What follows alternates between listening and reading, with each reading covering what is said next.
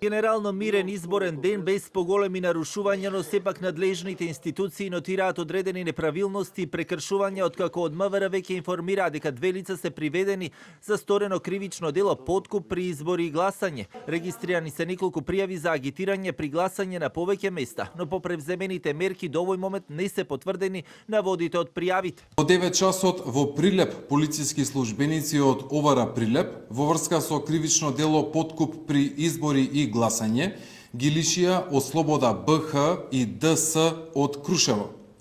Во врска со истиот настан во полициска станица во Прилеп повикани се 5 лица од Крушево со престој во Прилеп.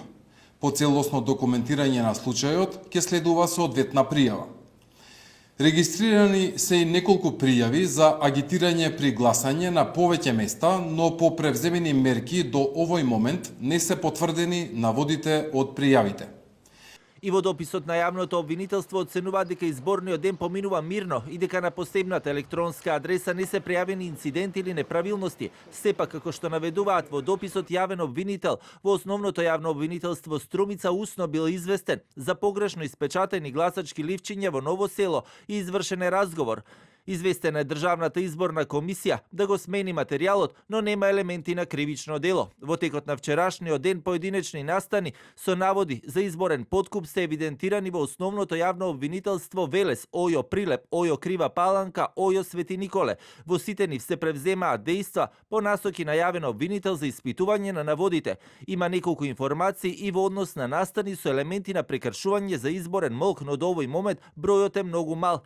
Државната изборна комисија пак денеска на последната официјална пресконференција само информираше дека денот тече мирно, без нерегуларности, дека само во 2 места во Куманово и Штип имало технички проблеми со уредот за биометриска евиденција, но гласањето продолжило со алтернативни методи. Сличен технички проблем имало и во избирачко место во Карпош.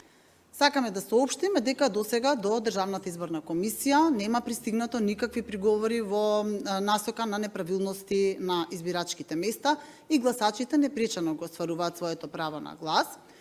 Во меѓувреме имавме ситуација на избирачко место 2607 во Карпош, каде што се премина на гласање со употреба на UV ламба и спреј, од причина што се случи заглавување на сим картичката во уредот за биометриска идентификација на гласачи и беше невозможно да се промени убик апаратот. Токму поради тоа Државната изборна комисија донесе одлука со која на ова избирачко место гласачите гласаат по стариот начин на гласање.